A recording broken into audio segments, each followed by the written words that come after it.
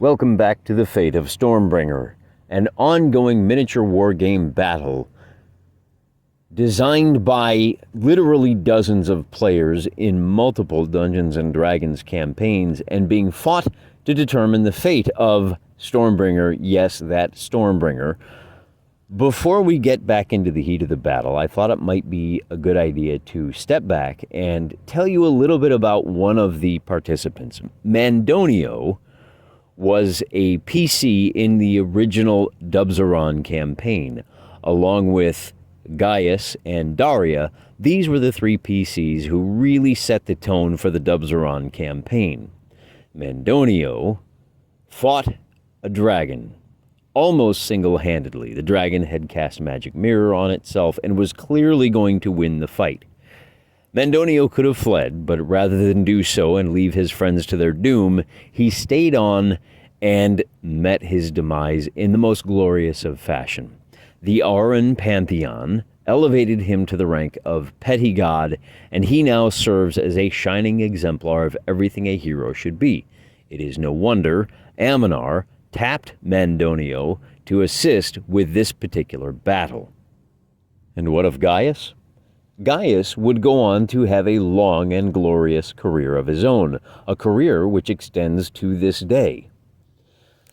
Along with the rest of the citizens of Dubzaron, Gaius gazed up into the night sky and witnessed strange lightning, tracers of energy, and great brilliant multi-hued balls of fire, and realized something awesome was going on. Amid the shifting constellations, he spied a familiar face, his old friend Mandino. Racing to the nearest temple, he procured an augury, no mean feat, given that all of the seers and priests are busy with sacrifices and prayers and everything they can think of to tip the scales in favor of the forces of law and light. The seer that he managed to drag out by his ear protested at first and then relented, cast an augury, and revealed that yes, Mandino had been called upon to assist at this critical hour. Demanding passage, Gaius was met with a stone wall. Not quite. The seer knew a guy who might know a guy that could help. Gaius took a week, tracked that guy down, procured passage. Now, is that passage a teleport spell, planar shift, a gate? This historian couldn't tell you. What he can tell you is that Gaius will appear here on the battlefield on September 29th. Gaius, a hero in his own right, a powerful hero, holds a vortex sword and will only be on the battlefield for 7 days. That's all the time that the sword can allow him to continue to act in the vacuum of space. Before we get to the battle, let me pause for a moment and just point out that what has happened here in the tabletop role-playing game is that the player has given up use of this PC, this high-level PC, for a week, figuring out how to get to the battlefield. When Gaius appears on the battlefield, he is preoccupied for the next week with this battle. If that player sits down at the table in Dubzaron, Gaius is no longer available. He'll have to use a different character, perhaps one of Gaius's henchmen, perhaps another PC in his own right. Doesn't matter. The important thing is that we are using one-to-one time. This is part of the reason I'm only releasing one video and one turn per day, because every day of this battle means 1 day passes in these campaigns. And what you'll find is that having to make that sacrifice, having to make that decision, do I participate in this battle, or do I stay in Dubzaron and deal with other issues, allows for breathing room. It allows for a greater scope in the campaign. There's something else that's going on here that is very subtle, and I think it's worth implementing at your table. The gentleman who is running Gaius as a regular character has now turned his control over to me, the impartial GM for this battle. That requires an enormous amount of trust. Gaius is a PC who has dozens, if not hundreds of hours of table time spent being brought up to his current power level. If Gaius dies in this battle, Gaius dies in the campaign. if Gaius even takes significant amounts of wounds. When he does return to the tabletop on October 7th, those wounds will carry with him. That is an enormous responsibility. It is one that I take seriously, and it is one of the reasons why I'm trying to be as impartial as I can across the board with this Fate of Stormbringer series. However, I encourage you to turn your beloved PCs over to other people, because it does two things. It creates space between you and the character. And in an odd way, it makes the character come to life, because he is no longer simply your avatar at the table. He is no longer purely your creation. He is now our creation. And in this way, he contains the intellectual DNA of multiple people. And he becomes, in a very real sense, more alive than if he was merely dancing to the strings that you pull. Food for thought. Let's go to the tabletop. And here is the current situation. The Celestial Elephants have hold of Stormbringer. It is September 29th, as mentioned, and we have a random encounter. But before we do, let's go ahead and figure out where Gaius appears. Now, Gaius, as we said in the lengthy introduction, has used magical means, a teleport spell, a gate, to appear, and he is zeroed in on his best friend, Mandonio. These spells are not entirely reliable. Remember that the battlefield is continuing to shift as Stormbringer plunges into the sun. That means there's a little bit of uncertainty. So what we're going to do is we're going to roll a d12 for the clock face. 12 is that way, due north as we're looking at the battlefield. And then I'm going to roll 2d3 inches to figure out how far away Mandonio appears from his buddy. So with a result of a 10 and a 10, he's going to appear 5 inches in the 10 o'clock direction, which is approximately this way. So if we drop that 5 inches down, he's going to appear right on this purple planet right here. And unfortunately for him, the disorienting effects of the teleportation process means that he is badly exposed to the forces of chaos. This is essentially the front line moving through here. Both groups have converged, they're in the middle, but again, Stormbringer is currently in the hands of the forces of law. Our random event card for the 29th says, Stormbringer wakes. Leaders dice off. Stormbringer leaps 2d3 inches toward the winner. He will leave the grasp of whoever is holding him. All right, once again, let me remind you, I put these together and I dated them, I shuffled them, dated them. I had no idea what the table situation was going to be at the time this card became relevant.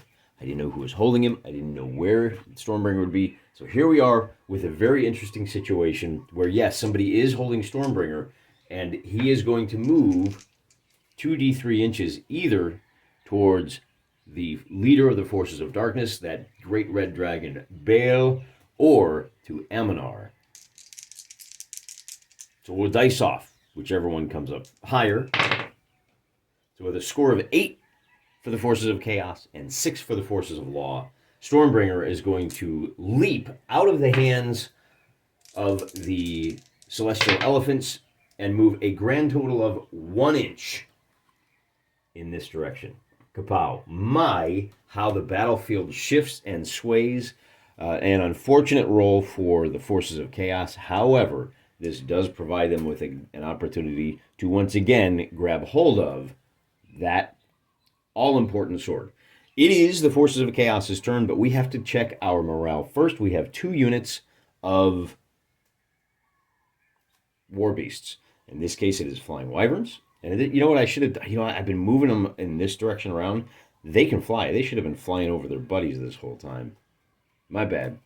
Either way, they were flying away from Stormbringer and, away from the direct confrontation. So that'll be all right. And then we do have the Astral Sharks up here. I'm going to check the Astral Sharks morale first. They are going to be at a total of -5 on this check.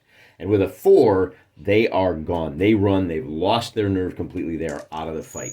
The wyverns down here with their riders are going to be at a total of -1, 2, 3, 4, 5. They score a total of 3. So now they're going to flee directly towards the baseline. And because they have failed this check, their courage is, I think, it's either 4 or 5. It doesn't matter because either way they failed. So they will move a half a move, that's 3 inches backwards, and they remain battered, and they take 1 more strength point of damage. Now, although they're still in the fight, if they get involved in combat, they will only be rolling 6 dice. These guys, as I said, are removed. The top priority for the Forces of Chaos has to be getting their hands on Stormbringer. Fortunately, these greater war beasts are able to move up and take possession. The way we do this is, once you take possession, you expend the rest of your turn picking it up. Greater war beasts will activate on a 7, and that is a move order. We could alternatively opt to charge into and do some combat here, but I think the key is just go ahead, get your hands on it, because if the Forces of Light fail to activate next turn, then you've got a guy that can race 5 inches back to safety. Meanwhile, we're going to go ahead and we got to run interference for these guys somehow. I think the first thing we're going to do is take a shot. These are 3,000 Knoll archers. Are they within 3 inches of the boss man? They are not. So they can activate a shoot order.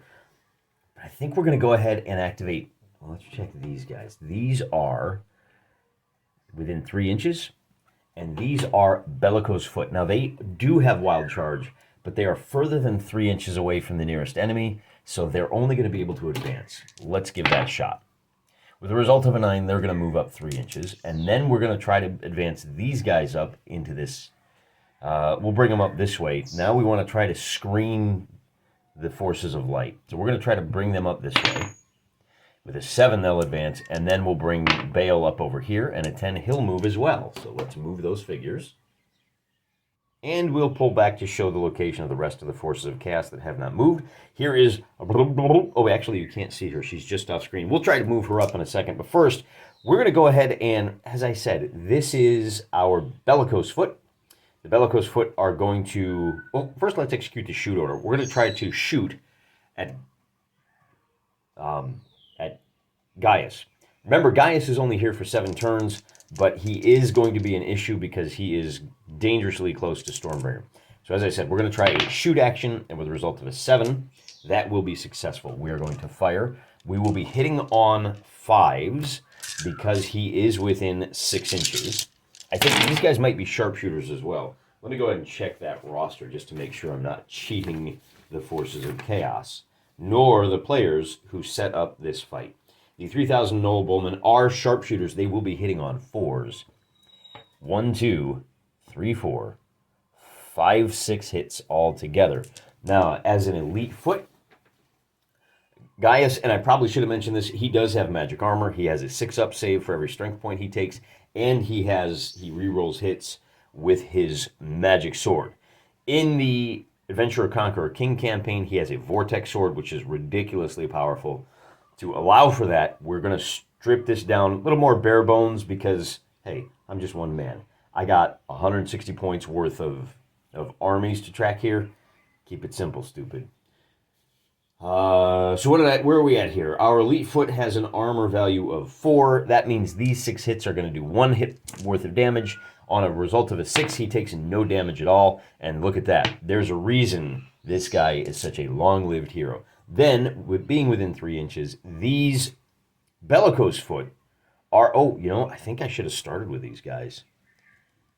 Yeah, I really should have. These guys, are they within 3 inches? I'll allow it.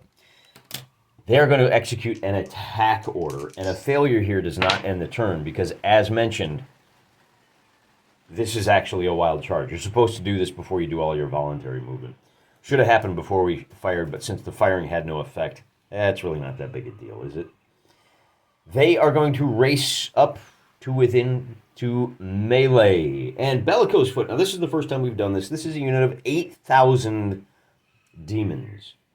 And Bellicose Foot are going to attack on a 3-up. They are very strong. Our elite foot defends on a 4-up. So he's better on the offensive. Although remember, he does get to reroll all of his misses. So rolling for 3s with the reds, and then rolling for 4s with the blues. And he's going to get a total of 1, 2, 3, 4, 5, 6. And then we re-roll these misses. And we add 4 more hits. So a total of 10 hits altogether to this warband. The heavy foot... Wait a minute. Yeah, these are bellicose foot. They have an armor value of 3. So these 10 hits are going to do a total of 3 hits. We'll remove 1 stand from there. And then they, for their part, are, thanks to that 3-up attack, are going to get 1, 2, 3, 4, 5, 6, 7, 8. They're going to get 8 hits on Gaius. He's going to get to roll 2 saves. And he gets no 6s, so he does take 2 damage for that. Now, he has 12 strength points, but he has to make a morale check. His morale check is going to be at -2. Theirs, because they are within 3 inches of their general, are going to be at -2 as well. Bellicose Foot have a courage of 4. They need to roll a 6 or better. So they have passed. Gaius has a morale as an elite foot of 3, -2. He doesn't get any other bonuses, so he has to roll a 5 or better. And with a result of a 6, he passes as well. Since the Bellicose Foot were the ones that launched an attack, they have to fade back 1.5 inches. And then we would do our shooting attack. And then the last thing we're going to do for the Forces of Chaos in this turn is try to bring our general up straight back this way. Blub, blub, blub. With a 6, she will be moving into the field of battle. I guess, well, we want to keep her close enough that she can exercise, she can grant the +1 morale bonus. So if I just pull back here a little bit, I generally don't like to move the camera, but there you can see the shattered remains of the flying wyverns with riders, and she is close enough to lend support to them. She will also be giving a +1 to the activation of these guys if they remain here, which might not happen because the Forces of Light get to go. To begin, this heavy infantry has to make a recovery check. They are battered. And with a result of a 9, -3 +1, they are going to pass, but that will be the only thing they can do this turn. Now we have some decisions to make. We have no compulsory moves. I'm going to put these wounds right underneath our Johnny-come-lately hero, Gaius. Now we have to decide, I think we have to attack with our heavy war beasts first. Our greater war beasts are going to try to knock this guy off the sword. And they do have a +1 to their activation. Making an attack order, that will be successful. We are doing Celestial Elephants versus Astral Giants. They are both rolling at full strength, despite the wounds taken by the Celestial Elephants. And the Forces of Light, hey, what are you? You're a 1. That's really not a great roll, is it? The Forces of Light are going to score a... Do we have any special? Well, they are shooters. They have defense, so not on in this case, but for their part, the Astral Giants are ponderous, cunning, and they have armor. So they have a defense of 5, and they have a 6-up save. So they are hitting on 5s instead of 6s for your normie greater war beasts. They're going to score 5 hits. Hitting on greater war beasts on the attack are successful on 3s or better. We got 1, 2, 3, 4, 5, 6, 7 for them. They have an armor of 4, so that's going to be 1 point of damage for the Forces of Light and 1 point of damage for the Forces of Darkness. The Forces of Darkness have a 6-up save, and with a 4, no good. So that's 1 more point of damage to the Giants, and 1 more point of damage to these Giants. We have to roll for our courage checks, and in both cases we are going to have a courage of 3-up. We're at -2 and -4. No, I'm sorry, -3 because of the presence of the hero. So 6 -3, looking to score at least a 4. They are going to be battered. These guys are at -2, and with a 2, -2 a result of a 0 means the astral giants have had enough. They are going to drop Stormbringer right there, and they are off the battlefield. These guys are going to have to retreat a half a move, which might be the best possible result, to be honest with you, because that half a move, if we go 2.5 inches, remember Greater Warbeasts have a movement of 5, that will allow Mandonio the option to advance and secure this thing. With a result of a 4, an elite foot trying to move does not. He has balked once again. The forces of light just keep stumbling out of the gate here. Maybe on the next turn, Gaius can shout over at Mandonio and say, bro, we're fighting together again for the first time in over a year. Real time, game time. What are you doing? That's the end of the action here on September 29th. Tune in tomorrow as we pick things up right where we left off on September 30th. Until then, I'm praying for you.